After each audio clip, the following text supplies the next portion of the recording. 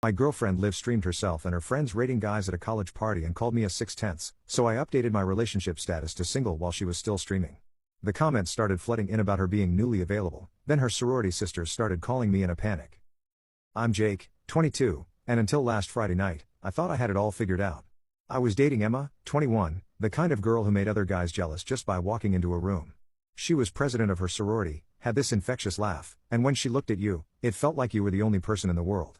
We'd been together for 8 months, and I was already thinking about rings. I should have seen the red flags. Emma lived for social media validation. Her Instagram was perfectly curated, her TikToks always went viral, and she documented every single moment of her life. But I thought it was cute how she'd film us making breakfast or post pictures of our date nights with captions like "My heart and forever mood." Friday night, she was at her sorority's end of semester party. I was home studying for finals, completely trusting, completely naive. Around 11 p.m., my phone buzzed with a notification. Emma_Rose23 is live on Instagram. I smiled, expecting to see her and her sisters dancing or doing shots. What I saw instead changed everything. The camera was shaky, clearly being held by her roommate Mia. Emma was front and center in their sorority house living room, wearing a tight black dress I'd never seen before. Around her were 6 of her sorority sisters, all dressed to kill, all clearly several drinks in. The room was packed with people from various fraternities. Okay, ladies, Emma slurred, addressing both the camera and the room. It's time for our annual tradition. Hot or Not Friday. The room erupted in cheers. My stomach dropped. For those just tuning in, Emma continued, gesturing dramatically at the camera, we rate the guys here tonight. Scale of 1 to 10. Brutally honest opinions only. She winked at the lens, and I watched the viewer count climbing rapidly. 247 people watching. 350. 500. This was not some innocent sorority fun. This was public humiliation disguised as entertainment. Mia panned the camera around the room, landing on different guys. The sisters would shout out numbers, Emma would give her expert opinion, and the chat was going absolutely wild. Hearts flying by, comments like "Yes, Emma," and "Rate my boyfriend next." Then came the moment that shattered my world. Wait, Emma said, suddenly looking directly at the camera with this predatory smile. Before we finish, I have to address the elephant in the room. She paused for dramatic effect, clearly loving the attention. My boyfriend Jake. My blood went cold. The chat exploded. People started typing "Where is Jake" and "Rate your man." Emma leaned closer to the camera, her voice dropping to that fake intimate tone she used when she wanted something. Since he's not here to defend himself, and since you guys are always asking about him. She looked around at her sisters, who were all grinning like hyenas. I guess it's time for the truth. Emma, don't, Mia whispered, but she was still filming.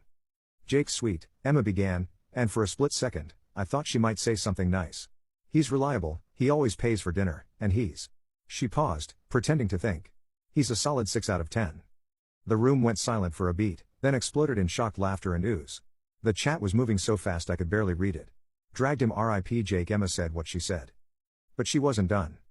Look, I love him, but let's be real, she continued, now fully performing for her audience. He's not exactly Brad Pitt. He's studying accounting, drives a Honda Civic, and his idea of a perfect Friday night is Netflix and pizza. Her sisters were dying laughing. He's safe. Predictable. The kind of guy you date when you want stability, not excitement. Someone in the room shouted, so why are you with him? Emma shrugged, taking a long sip from her drink. Honestly? Because I'm not ready to be single again. It's easier to have a placeholder boyfriend than deal with dating apps and random hookups. At least I know what I'm getting with Jake. Placeholder boyfriend. The words hit me like a physical blow. 8 months of my life. 8 months of thinking I was building something real with someone I loved. And to her, I was just a placeholder. The chat was in complete chaos now. Over 2,000 viewers. Screenshots were definitely being taken. This was going viral in real time, and my humiliation was the entertainment. I sat there for exactly 30 seconds, letting the reality sink in. Then something clicked. Not anger, not heartbreak, just pure clarity. I opened Instagram on my laptop, navigated to my profile, and clicked Edit Profile. Relationship status, single. Then I opened the live stream again and started typing in the chat. Thanks for letting me know where I stand, Emma. Consider yourself officially unplaced. I watched as my comment appeared in the chat. For a moment, it got lost in the flood of other messages. Then someone noticed.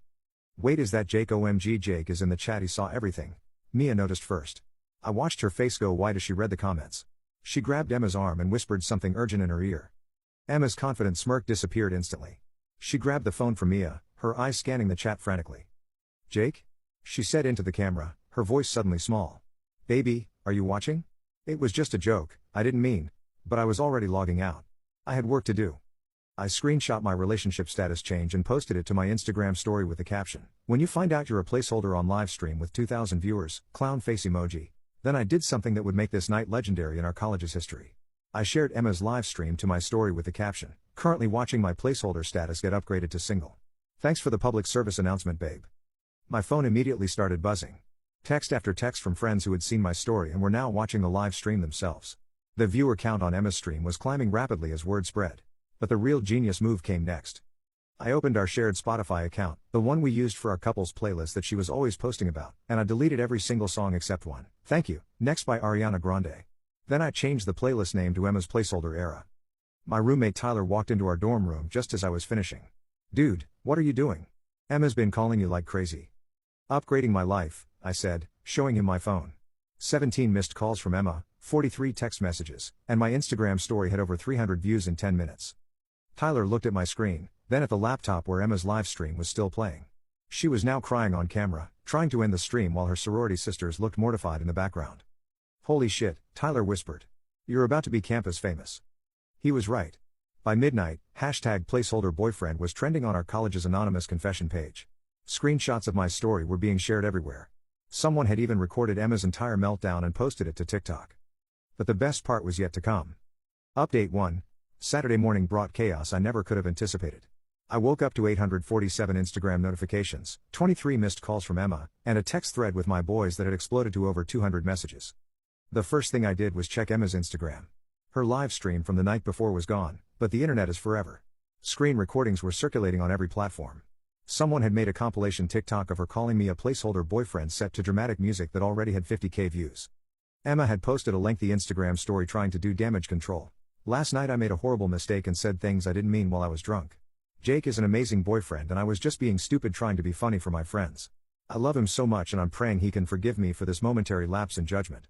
Please stop sending me hate messages. Too little, too late." The real entertainment was watching her sorority sisters distance themselves from the situation. Mia had posted her own story, "I was just filming, I had no idea Emma was going to say that stuff about Jake." Sending love to everyone involved. Even her own sisters were throwing her under the bus. But what really made me laugh was the flood of DMs I was getting. Apparently, being publicly humiliated by your girlfriend on livestream makes you extremely attractive to college women. My Instagram requests had gone from 3 to 247 overnight. "You deserve so much better, can't believe she said that about you, you're way more than a 6/10 coffee sometime. You seem like a real one." It was validating, sure, but I had bigger plans. Around noon, Emma finally showed up at my dorm. I knew she was coming because Tyler texted me from the common area, "Your ex is here and she looks rough." I opened the door to find Emma in yesterday's dress, makeup smeared, eyes red from crying. Behind her stood her sorority big sister, Jessica, probably there as moral